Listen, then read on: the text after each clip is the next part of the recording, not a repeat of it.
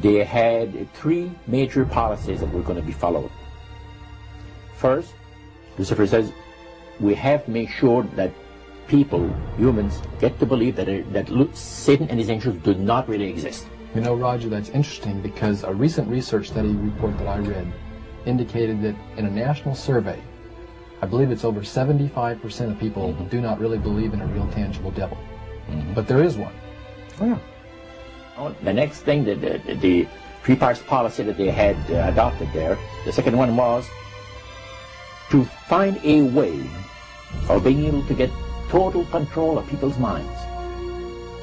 And that would be done by taking hypnotism out of the realm of the occult and introduce it as a new science for the benefit of mankind.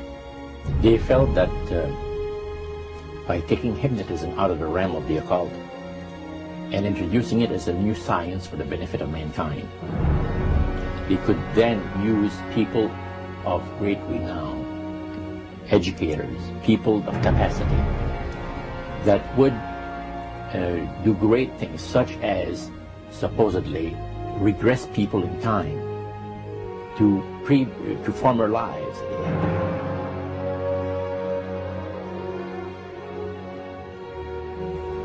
And of course, after the session is over, the person would not know a thing about ancient history. And the person she or he has talked about performing, you know, certain deeds, let's say 3,000 or 4,000 years ago.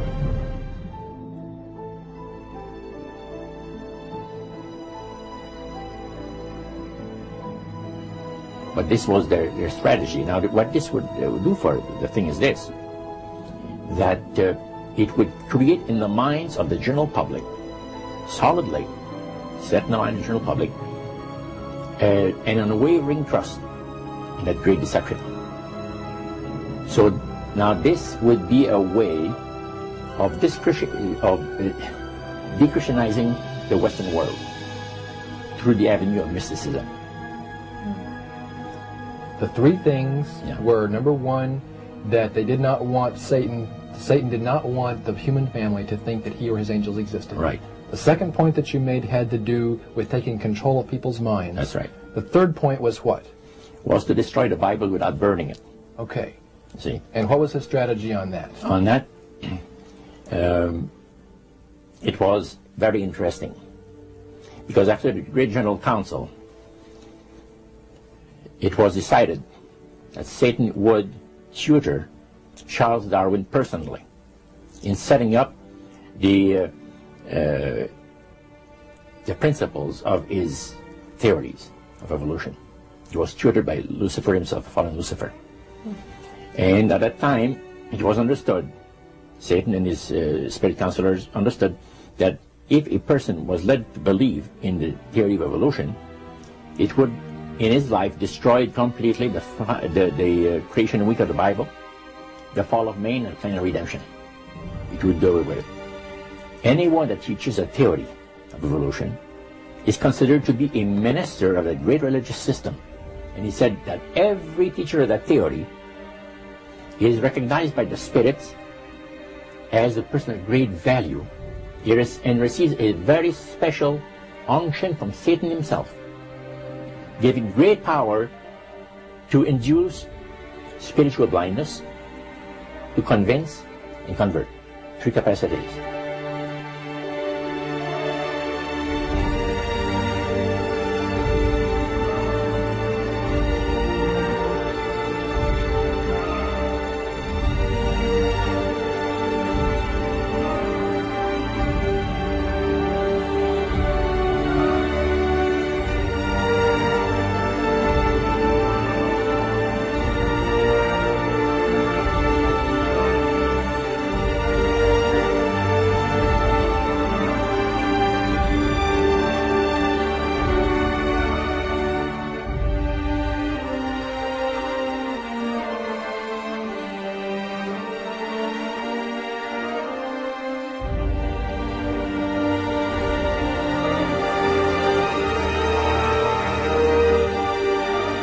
This is the grain plain, the Master's grain plain, for harvesting the nations, for harvesting the multitudes of the earth. into his cause just before the close of the great controversy between the forces of good and evil. It's going to be done in a unique manner. This grand plan is going to take people are going to eat the stuff, because it says spirits, demon spirits, will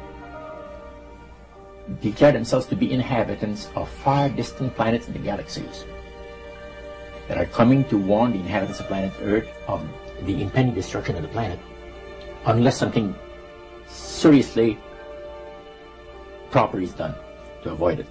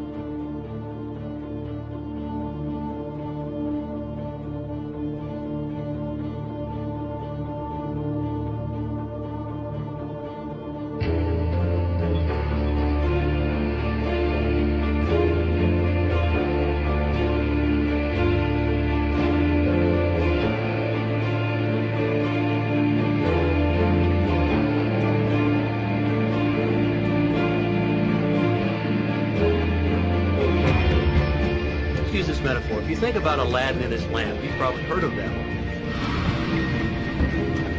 The genie always says one thing. Your wish is my command. You know, the universe is this great genie, and your conscious mind is Aladdin. It formulates the intention of what you choose for your life.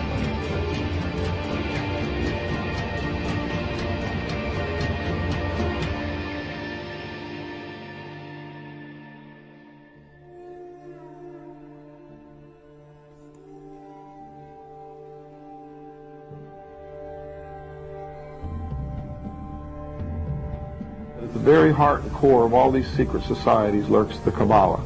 It is a method of encoding information through a system of mathematics and numbers. These people that belong to the secret societies never dared to write down in any language what they knew, what it was that they were guarding, because then someone could steal it and then the secret would be out. So they took this knowledge and they made it occult through a system of encoding, encryption, one of which is mathematics, numbers. Another is architecture. Everybody wonder, why do they have a fraternal organization called the Freemasons? Aren't those the guys that build walls? You bet they do. But every wall they build contains the secrets that have been kept and maintained throughout the ages, and it's encoded in the architecture and in the measurements of the buildings and in the mathematical formulas used to derive the geometry, the shape, the length and breadth and height of rooms, all encoded there.